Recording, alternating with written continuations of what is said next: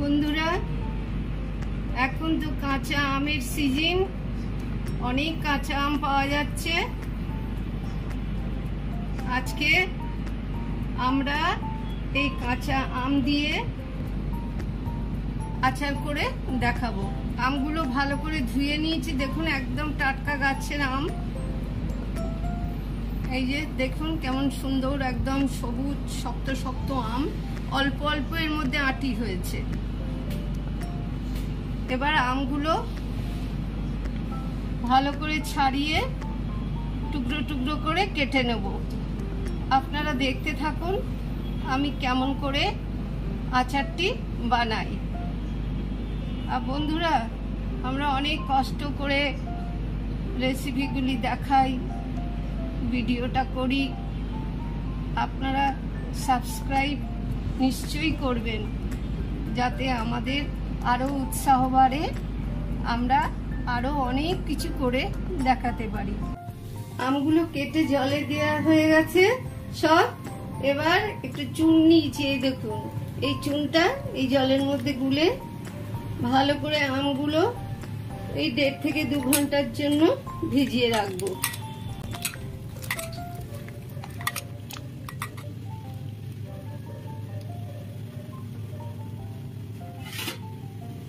চুন দেওয়া হয়ে গেছে, এবার এটাকে ঢেকে দিলাম। 2 ঘন্টা হয়ে গেছে। এবার আমটা ঢাকাটা খুলে দিলাম। খুলে দিয়ে এই আমগুলো এই চুন জল থেকে প্রথমে থালার উপরে তুলে নিচ্ছি।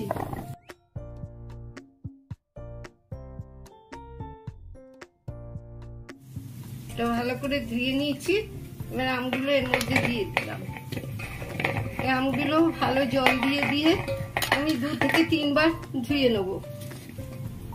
আমগুলো ধুয়ে আবার ফেরত আসছি।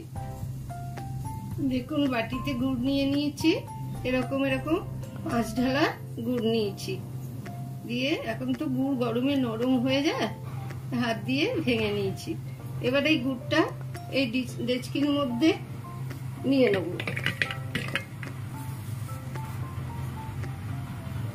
নেওয়ার পরে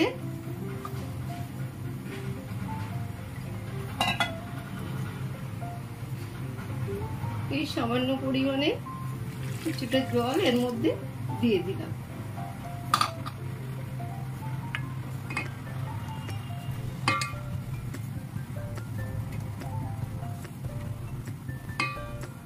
গুড়টা এই জলে দেওয়ার পরে একটু গলা অবধি অপেক্ষা করব, জলের সঙ্গে যেন একদম গুড়টা মিশে যায়। গুড়টা মিশে যাওয়ার পরে তারপরে আবার ফেরত আসছি। গুড়টা অলমোস্ট সবই গলে এসেছে। এবার এইটা গ্যাস জ্বালিয়ে দিয়েছি, গ্যাসে চাপিয়ে দিলাম। যেটুকু গোটা গোটা আছে একটু একটু, এগুলো গরমে গলে যাবে। দেখুন বন্ধুরা, গুড়টা ফুটতে শুরু করে দিয়েছে। এই অবস্থায় দিয়ে দেবো অল্প একটু হলুদ আর আমের পরিমাণ অনুসারে লবণ। দেওয়ার পরে এটাকে ভালোভাবে ঘেটে নিলাম।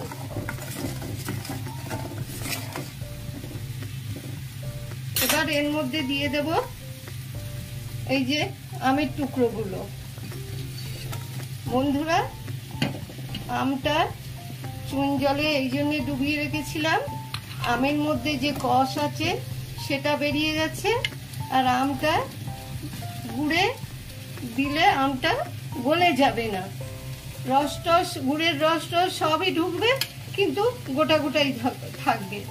দেখতে থাকুন আমি করার পরে কেমন হয়। দেখুন বন্ধুরা, কেমন টকবক করে ফুটছে। এইবার কি করব, এই আমগুলো এই টকবক করে ফুটছে তো, এবার গ্যাসটা অফ করে দেব। অফ করে দেওয়ার পরে এই ডেকচি শুদ্ধ আমটা আমি 3 ঘন্টার জন্য এমনি করেই রেখে দেবো, যাতে এই গুড়ের রসগুলো যেন আমের মধ্যে ঢুকে যায়। তারপরে আবার ফিরে এসে আপনাদের পুরো রেসিপিটাই দেখাবো। প্রায় 4 ঘন্টা পরে আবার ফিরে এলাম। দেখুন আমগুলো গুড়ের রসের মধ্যে পুরোপুরি একদম ডুবে রয়েছে, এর মধ্যে রস ভালো করে শুষে নিয়েছে। এবার এটাকে আমরা গ্যাস জ্বালিয়ে গ্যাসে চাপিয়ে দিয়ে আবারও কিছুক্ষণ ফুটিয়ে নেব। দেখুন আমগুলো এই গুড়ের রসের মধ্যে কেমন টকবক করে ফুটছে, প্রায় 10 মিনিট মতো ফুটলো। এবার এটাকে আমরা নামিয়ে রাখবো আর কাল সকালে পুরো কমপ্লিট করব। সারা রাত এই আমের মধ্যে গুড়ের রস ঢুকে ভালোভাবে একদম সুন্দর হয়ে থাকবে। বন্ধুরা বলেছিলাম না সকালবেলায় আবার এই আমটাকে পুরো কমপ্লিট করব, মানে আমের আচারটাকে। এই দেখুন ঢাকনাটা খুলে দিচ্ছি। সারা রাত এই গুড়ের রসের মধ্যে ছিল। এবার এই গ্যাসে এটাকে চাপিয়ে দিচ্ছি। এটা এখন আস্তে আস্তে ফুটে ফুটে ফুটে ফুটে ফুটে ফুটে রসটা একদম গাঢ় হয়ে যাবে, চিটচিটে হয়ে যাবে, তখন নামাবো। নামিয়ে তারপরে এতে আরো যা যা মশলা দেওয়ার দেব।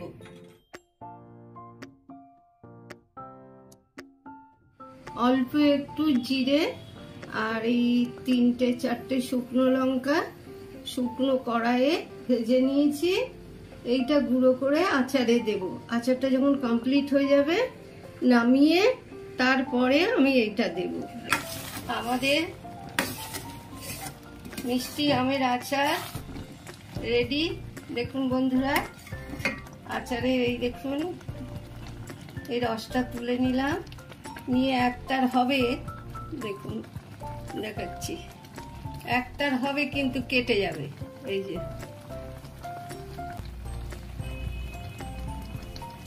এরকম অবস্থায় আমরা এবার এটাকে নামিয়ে নেব। এর থেকে বেশি করলে চিটচিটে হয়ে যাবে, তখন একটার থেকে আর একটা ছাড়ানো যাবে না। এবার এর মধ্যে দিয়ে দিচ্ছি ভেজে রাখা এই গুঁড়ো মশলা। এতে জিরে আর শুকনো লঙ্কা ভেজে গোড়ানো আছে। এবার এটাকে ভালো করে মিশিয়ে দেবো।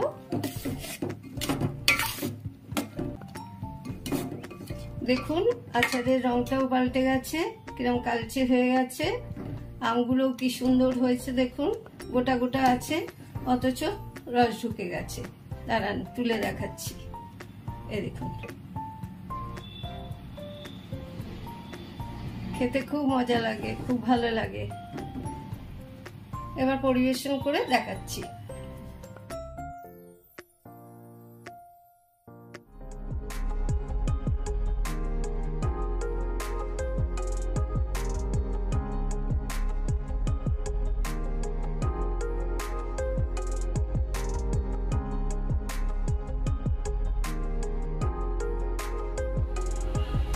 বন্ধুরা আজ আমরা কুলের আচার করে দেখাবো।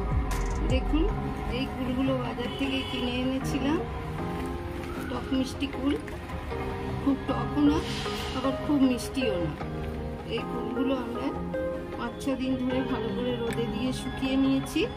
এবার এই কুলগুলো যে বোটা আছে এই বোটাগুলোকে আমরা প্রথমে ছাড়িয়ে নেব। দেখুন কেমন করে ছাড়াচ্ছি।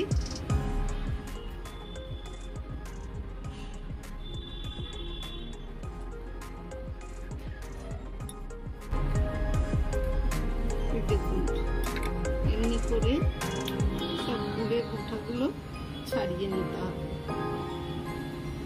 এই যে ছাড়িয়ে ছাড়িয়ে আমরা একটা জায়গার মধ্যে রাখছি। বন্ধুরা কুলগুলো সব বোটা ছাড়িয়ে নিয়েছি। এবার এটাকে জল দিয়ে ভালো করে ধুয়ে নেব। কুলটা আমরা ভালো করে ধুয়ে নিয়েছি। এবার এর মধ্যে গরম জল দিয়ে 1 ঘন্টা ভিজিয়ে রাখবো।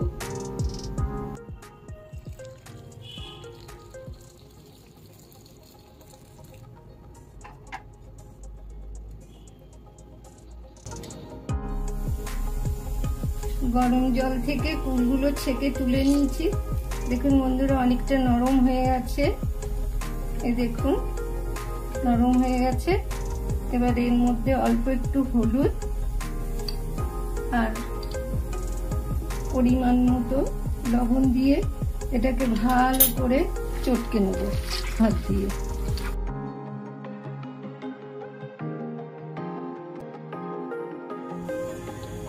কুলটা এইভাবে চটকে নিয়েছি। এবার কুলের আচারের জন্য কিছু মশলা ভেজে নেব। 5 প্রকারের মশলা দিয়ে কুলের আচার। প্রথমে 5টা শুকনো লঙ্কা দিয়ে একটু নেড়ে নেব। শুকনো লঙ্কাটা মুচমুচে হয়ে গেছে, এবার এটাকে তুলে নিচ্ছি।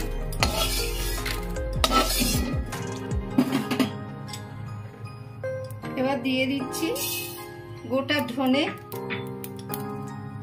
অল্প একটু মেথি, গোটা মৌরি, গোটা জিরে। এটাকে এবার একটু নেড়ে নিয়ে এর মধ্যে দিয়ে দিচ্ছি 1/2 চামচ কালো সরষে। এটা বেশি ভাজলে হবে না, অল্প সামান্য ভেজে নিয়ে তুলে নিতে হবে।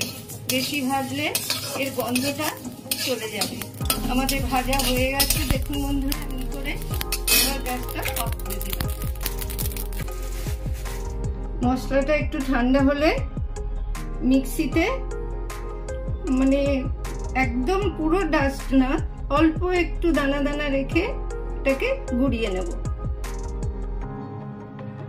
কড়াইটা গরমই আছে, এবার এর মধ্যে দিয়ে দিচ্ছি জল। জল দেওয়ার পরে গ্যাসটা আবার জ্বালিয়ে দিলাম। গ্যাস জ্বালানোর সাথে সাথে আমি এই দেখুন ঢেলা গুড় টুকরো টুকরো করে রেখেছি, সেটাকে এই জলের মধ্যে একটার আশা অবধি ফোটাতে থাকবো।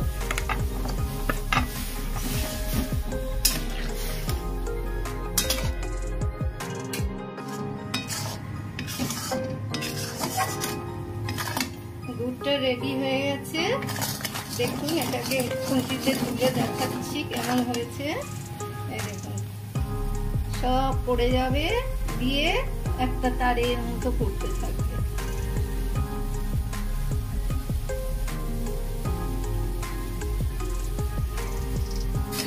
আবার তুলছি।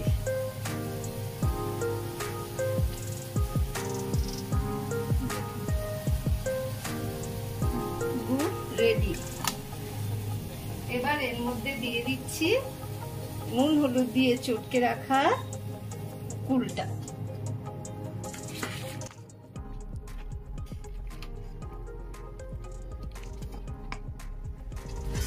দেখুন বন্ধুরা ফুটতে ফুটতে আর এটাকে নাড়তে নাড়তে একদম কালো রং নিয়ে নিয়েছে ফুলগুলো। এবার এর মধ্যে দিয়ে দেবো ভেজে গুঁড়িয়ে রাখা মশলাটা।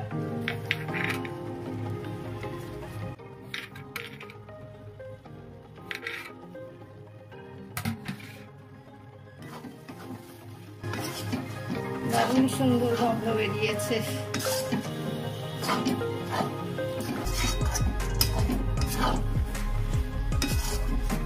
মশলা দেওয়ার পরে আর এটাকে গ্যাসে রাখার কোনো প্রয়োজন নেই, গ্যাস অফ করে দিলাম। এবার পরিবেশন করে দেখাচ্ছি।